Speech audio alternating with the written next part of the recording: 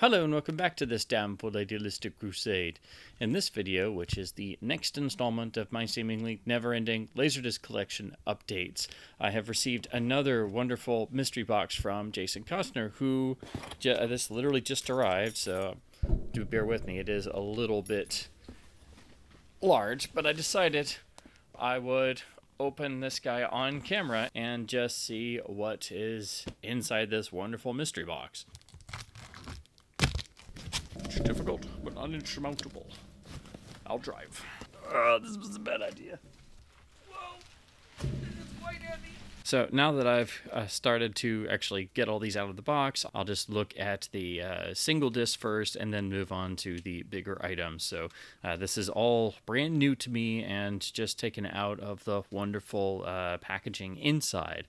So to go over these very briefly, it appears he has indulged me in some of the Batman titles I've been always wanting to look at, and some of the other pressing variations and things. So I see sticking out of the top the Fox standard release of the Batman 66 theatrical release film with beautiful artwork as a sort of collage design from the show.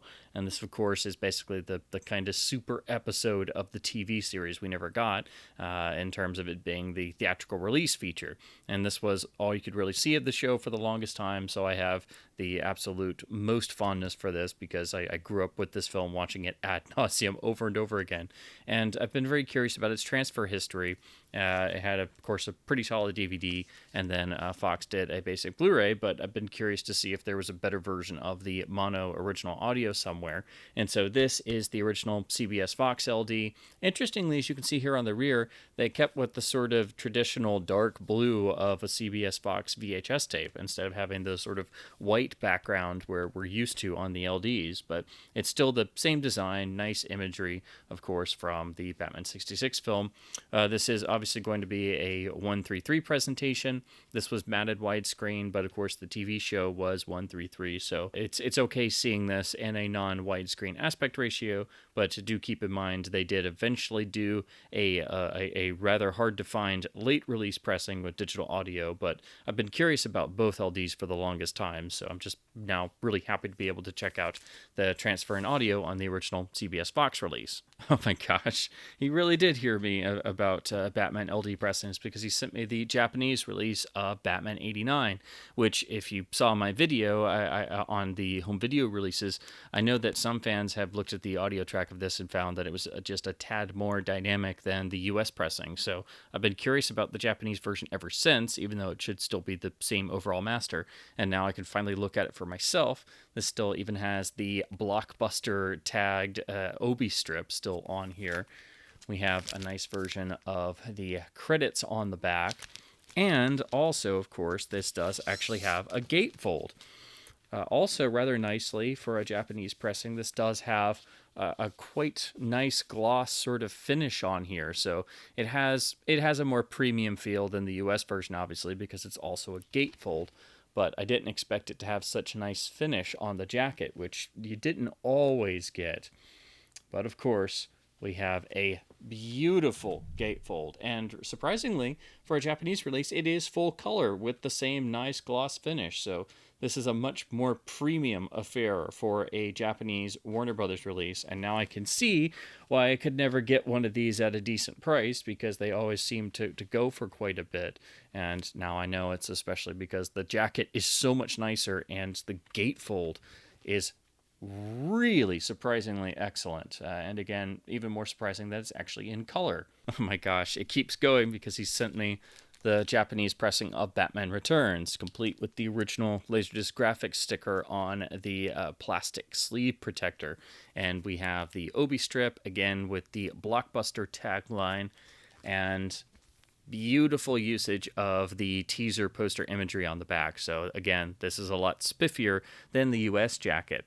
Now, I always assumed this was just a Japanese pressing of the US master, but since my Batman video history video, I've heard from some people saying that the transfer on here is rather good, and there are some positives to this Japanese pressing, which got me curious about it again. Of course, the other thing is this is a good way to avoid laser rot, because the Japanese version does not have any, whereas the US pressing is very hard to find a completely rot-free copy. I had to go through quite a few, so this is the easy way to get around that. So I'm now very, very curious to pop this on and look at the transfer to see, you know, what any differences might be. But also, just like on 89, we have a nice sort of premium gloss finish on the jacket with the original poster artwork. Here's the back without the obi strip, again with that nice sort of finish on here. But this is also a gatefold, unlike the US release, which again is just a single pocket. Now this is much more typical of a Japanese release in terms of it's not full color, but interestingly, they've given us images of the Batmobile and things tinted in this interesting sort of blue, I guess to highlight the blue wintry nature of the film's setting and style. And we have the black and white photos on the other panel, which of course is very much in keeping with your traditional sort of Japanese gatefold. But interestingly, I like the usage of color, although for this film and the unfortunate teal coloring that's happened in the 4K master that I rail against, which I guess is a matter of taste, as the apparent article is credited on the second panel of this gatefold.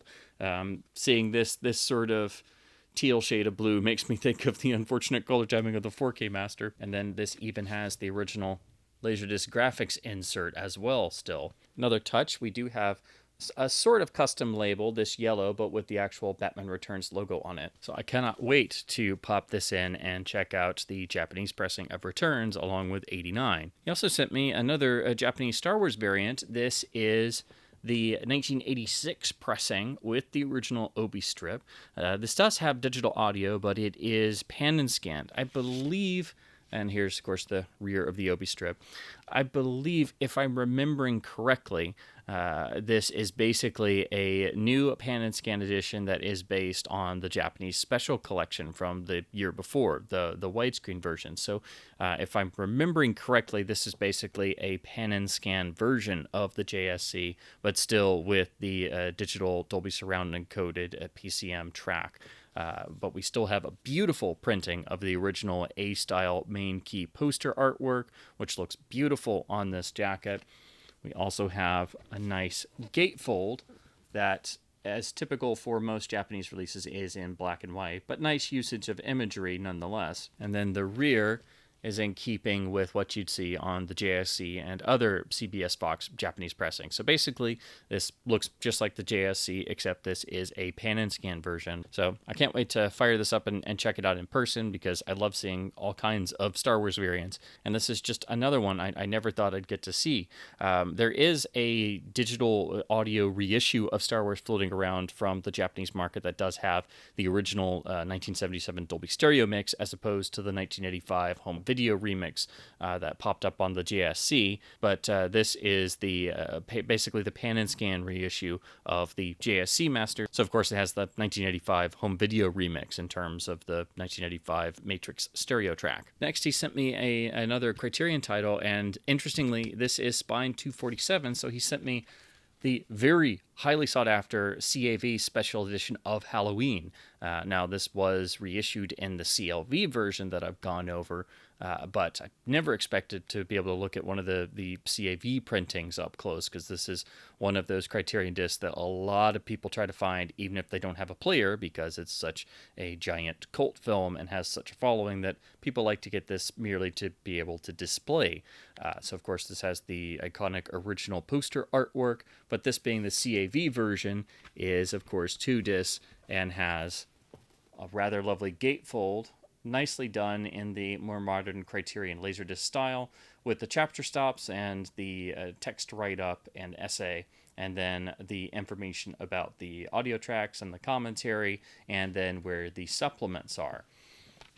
This continues onto the rear, which is also done in the very same nice, striking art style, and giving you, again, the transfer notes and the list of the supplements, which is quite extensive. So this is a full-blown Criterion Special Edition Laserdisc, and of course this had the unique transfer from a 35mm element with a brand new transfer of the film's mono mix. So this is still one of the best iterations, or it may be the very best version of the original mono track. I'm not 100% not sure because I'm not a Halloween obsessive as some people are in terms of the video releases. But this is still one of the most highly sought after Criterion LDs, and I'm just stunned that he sent me this CAV version. So now I can look at the Criterion Master in full CAV and look at the full special edition with all of the Criterion exclusive supplements. And then I guess he also felt the need to send me another DTS disc because he knows how much I geek out over these things. And he sent me the Japanese DTS pressing of Die Hard, complete with the specific blood red DTS obi strip, which is fantastic looking and of course blends with the DTS logo and lets you very much know this is a DTS title. Now if you slip this off, this is very much what you get on the Japanese jacket for Die Hard in the AC3 mid-90s reissue that I've gone over. So basically the same jacket design, but just slightly tweaked a little bit because this is the DTS version. Now, if you look at the rest of this in terms of the rear and the gatefold, it's pretty much the same, but again, just slightly different because this is a slightly later pressing. Of course, being Japanese, the interior is black and white with a lot of notes about the cast and crew, which is typical of Japanese layouts. And these have a real charm to them once you see enough of them and you get used to it. So just because it's black and white, it's still really well done. This even has, as if it were an AC3 disc, it actually has the insert for DTS, which is really nice to see because I don't think I've ever seen one of these before in terms of DTS getting a whole write-up about your proper speaker placement and the information just like the AC3 insert. So that's a really nice feature that I've just not seen in a DTS disc before. Again, the rear is pretty much the same as the Japanese AC3 pressing, but of course just a little bit different because we have the DTS information there. So like US discs, when they made DTS versions, they would just slightly update the cover in terms of the layout compared to the earlier AC3 version. But the real giveaway, of course, is having the DTS obi strip. This is an amazing touch because I never thought I'd get to look at a Japanese DTS pressing, let alone be holding one and have one in my collection. So this is really wonderful to go along with my other Die Hard pressings. And he also sent me 3 more discs that are upgrades for me because mine are in varying condition. So he sent me the Criterion Spline 160 Special Edition of Jason and the Argonauts, which is a beautiful deluxe Criterion package with an exclusive transfer and audio transfer along with extras with this gorgeous gatefold.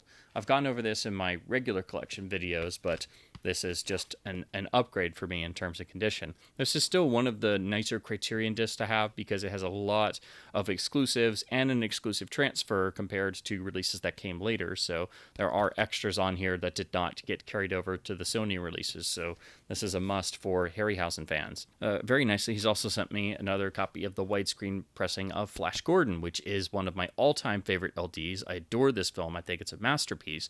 But this also has one of the greatest, if not the greatest Dolby Stereo track I've ever heard. And as good as the 4K Master and UHD is, it does have a flaw in the audio in terms of it has some dialogue leakage, which is not on the Laserdisc. And I do think the Laserdisc audio does sound a little bit better, actually. But my pressing actually does have a little defect in it. And I've always wanted to get another copy of the widescreen pressing to see if it's just that particular disc that has a defect in it or if it's indeed just the source master. So now I can finally check out this. And again, if you've never looked at the widescreen pressing, this has one of the finest tracks on the entire Laserdisc format. And this is, again, my choice as the greatest Dolby Stereo track I have ever heard, and no version quite compares to it. Even the 2.0 Matrix track and 5.1 upmix on the beautiful new 4K Master is not as good as this Laserdisc track, which sounds absolutely incredible. This is one of the discs that you own a home theater for. Otherwise, it's a standard universal pressing that upgraded us over the initial pan and scan version that did use original poster art, but I've just never gotten to look at that disc, and it's usually pretty pricey just because it's Flash Gordon. But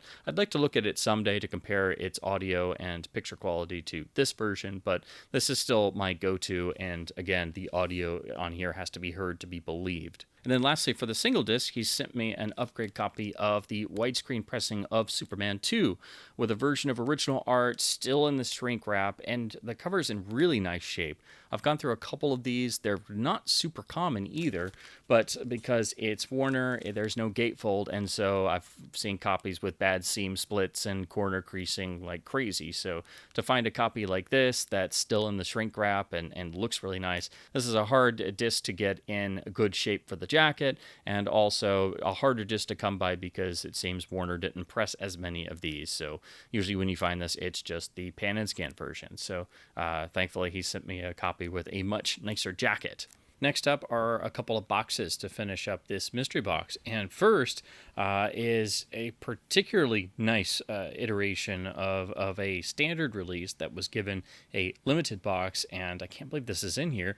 This is the Japanese limited version of Men in Black, which has this exclusive, really lovely slip box. That's a hard case slip box. And we have the title nicely embossed as well. And the whole actual box has a sort of reflective quality, as you can see.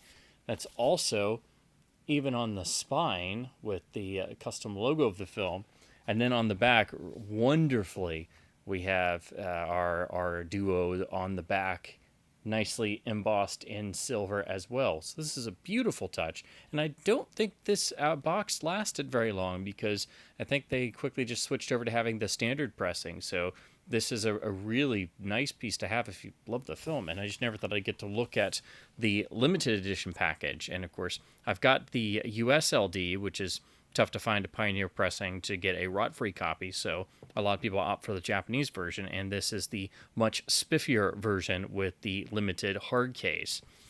So the actual disc and booklet inside are it's just a slide out affair. So basically the box just has a slot on the side that's open. Tucked away inside is the original Obi strip. So that's nicely still here as well. We also have the nice, very lovely deluxe actual gatefold booklet. But what's nice about this is, of course, when you open it and you look at the exterior cover, there are the dual headshots nicely done. The interior is basically giving you the breakdown on a chapter-by-chapter basis and nicely has a photo for each chapter. But being Japanese, like a lot of Japanese releases, it is in black and white. But even in spite of that, this is really well done because, again, every chapter is broken down and given a little image to signify that chapter, which I've not really seen before on a particular release going chapter by chapter. And then when we get to the end with some of the supplements, there is a concept drawing as well. So very nicely done for the booklet.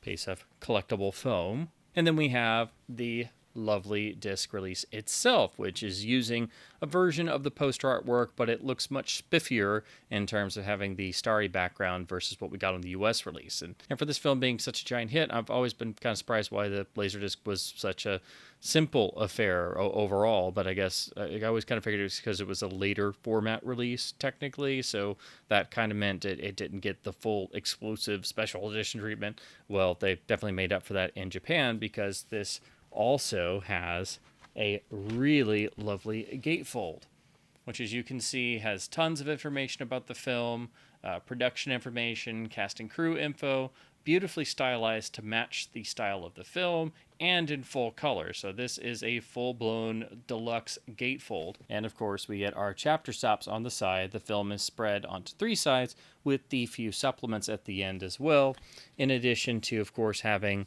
the THX seal of approval, the Dolby Digital AC3 track, and the Dolby Surround encoded PCM on the digital tracks, and also the director's commentary on the other analog tracks. So this seems to replicate everything from the US release and is probably the same master, but of course with hard-coded Japanese subtitles, and you don't have any rot problems like you do on the standard US pressing. So this is definitely the deluxe way to go, and a beautiful, very handsome package. And if that wasn't enough, this is topped off by the disc having a beautiful custom label. As you can see right there, that is beautifully done.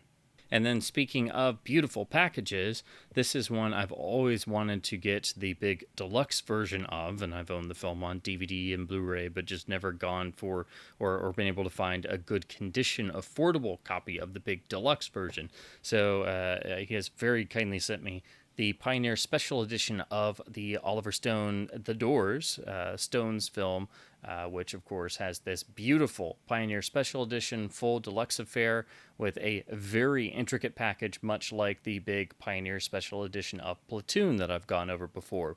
So this, of course, has the eye motif with the actual piece of 3D material to give the sort of transitional effect, which trying to get this to show up on camera is easier said than done, but you get the idea.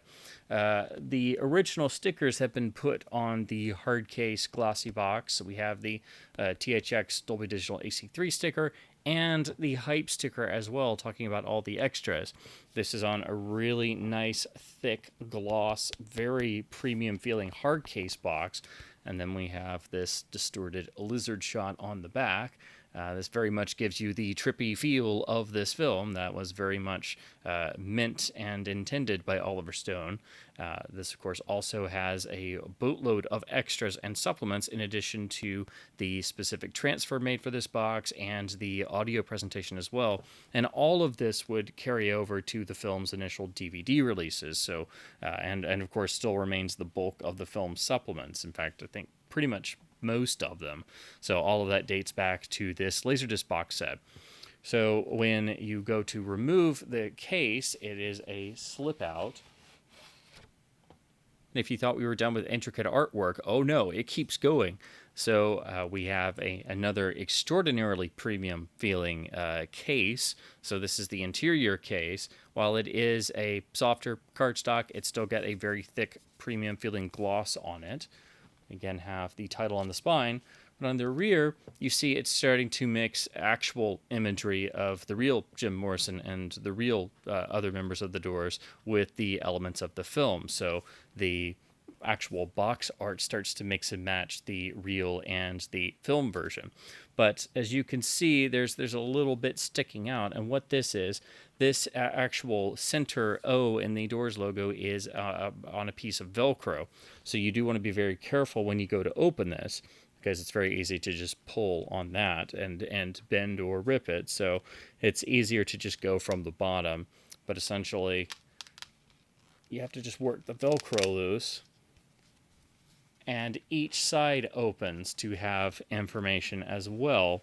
And this is very difficult to do on camera, so please bear with me.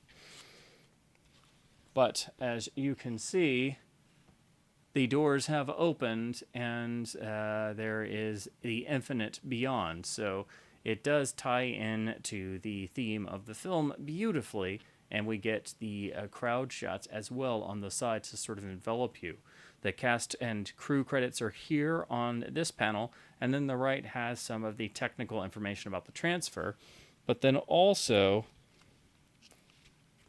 the doors of perception open further because the center panel, if you notice, has this split in it because we have not one but two different booklets in here that are actually split in the center. So you actually read both of them and you open page by page on each half. So it's just about the most intricate booklet that's actually attached inside of a Laserdisc box set that I've ever seen. And I knew that this was like this. I just never gotten to actually physically handle one. So it's of course much more impressive when you're actually looking at it yourself. But of course you read to the end of the essays. And then if you're wondering where the discs are, well, this is actually designed to have the disc slotted in the top area here. And while it might be a little finicky to try and lift them out of the top with everything open, and you might be worried about, accidentally tearing the sleeve or something, what's nice about this is actually if you close this back, you can actually very easily just slot the discs out. And instead of having a gatefold or a standard jacket, what they've done is they've gone for two separate individual jackets. So you have images from the film, and this is disc 1 with the first 2 sides of the film. And then the back with more imagery, but then also giving you the audio contents, which of course is Matrix Dolby Surround on the PCM tracks, Dolby Digital AC3 5.1 on analog right, and analog left has the director's commentary. Again, this stuff will get ported over for the initial special edition DVD, so that's where, if you saw that disc, this Laserdisc box set is where that all originated from. Then Jacket 2 has Disc 2 with Side 3 in the conclusion of the film, and then Side 3 concludes with the start of the supplements that goes into deleted scenes and things, which picks up on Side 4, which then goes into the making of documentary on the film. So the second half of Side 3 and into Side 4 is where all of the audiovisual supplements are. And then, of course, we have some making of images mixed into the backside of Jacket 2. And then we even have a little custom label on the disc. So this is really one of the most elaborately packaged Laserdisc sets that the format ever saw, which makes it one of the most elaborately and wonderfully intricate physical media releases that has ever been. This has been a set I've always wanted to look at or be able to have in my collection, and I'm now really excited that I can actually look at this transfer finally, compare it to the other versions, and especially the audio, because this was one of the few CDS films, even though I think this was only done originally in a 4.0 configuration. But still, this is a film very much known for its sound, which of course any film about the Doors would obviously have a great emphasis on the sound design, which this film does. So I'm just really happy to finally be able to look at the beautiful package of the Pioneer Special Edition. And again, this is just a really beautiful, highly elaborate Laserdisc release, which is just one of the most intricately designed Laserdisc releases that ever was. And then last but certainly not least is this big behemoth box that I'm just getting out now.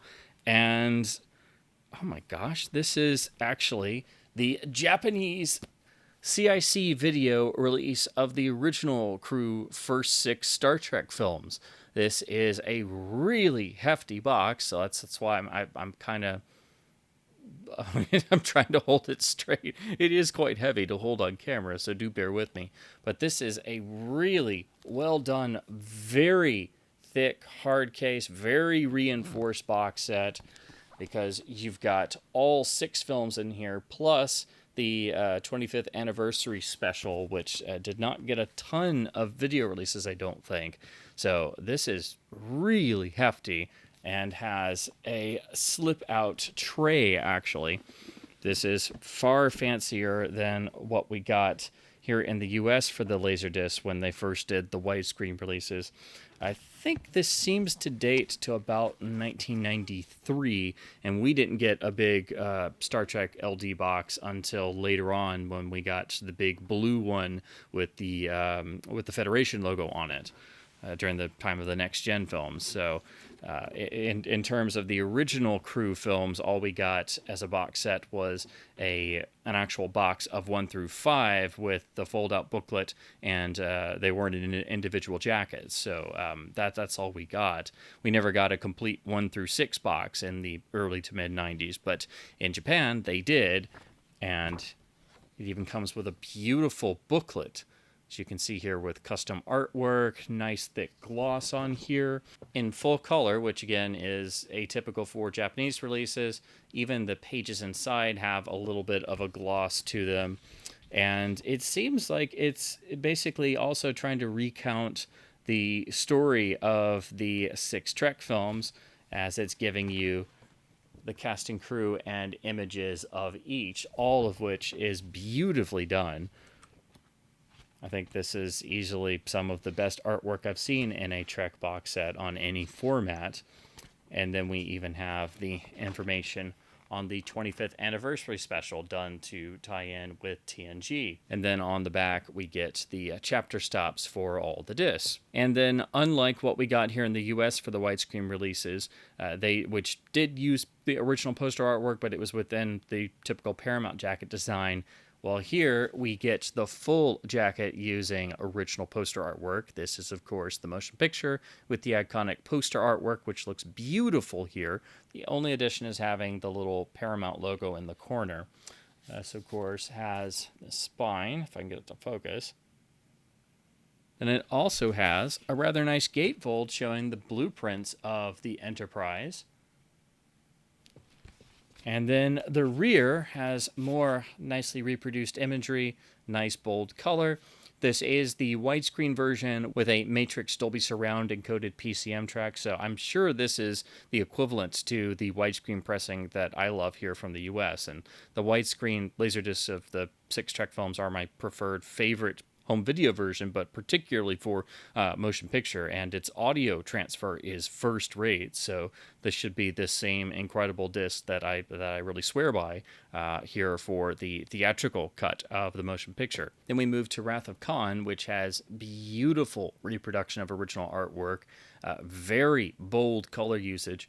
This kind of gets you the best of both worlds in terms of you get the wonderful full jacket usage of original artwork like you would on the early pan and scan US Laserdisc, but you're still getting the newer widescreen master from the widescreen disc, because this is basically the Japanese pressing of the widescreen US Laserdisc, but with much more obviously beautiful usage of original artwork across the whole jacket. It's just a single CLV disc, of course, so no gatefold, but the rear keeps the same motif of the photo layout, and again, beautiful reproduction of art with really bold color. The same can be said for Star Trek 3. Beautiful usage of original artwork. The only difference here is, of course, the Paramount Mountain logo in the corner and the Laserdisc logo down here, but a gorgeous looking jacket. Similar, obviously, to the US Pan and Scan LD from earlier in the 80s, but this, of course, gets you the widescreen master. Matching rear with really nice artwork reproduction as well. Interestingly, they actually reproduced the Director's Series version of Star Trek IV. So this has the Director's Series cover with Leonard Nimoy's signature printed on here, and it has the little exclusive interview. So this is actually the special version that was only done at this time as part of a short-lived line of Paramount Laserdiscs. So that's why it has the different cover, which I'm surprised they did this. I figured they would have just reproduced the standard release for and the widescreen version with the poster artwork, but they went the extra mile and did the fancier version with the exclusive director's cover and special introduction. This being a 2-disc release like the US version, but this, of course, being a much fancier jacket. This does have a gatefold with the blueprint of the Klingon bird of prey. And then the rear has beautiful, nice matching artwork. So if you looked at the front and you thought it was just the US version and you missed the little Paramount Mountain logo there in the corner, just flip over to the back and you can obviously tell this is the Japanese pressing. Here is Star Trek V, gorgeous original artwork, beautifully done here, really bold color usage, just the Paramount Mountain logo and the Laserdisc logo in the opposite corners. The rear has the matching art style. Again, really bold usage of color, really beautiful image reproduction as well, but of course just a single CLV title.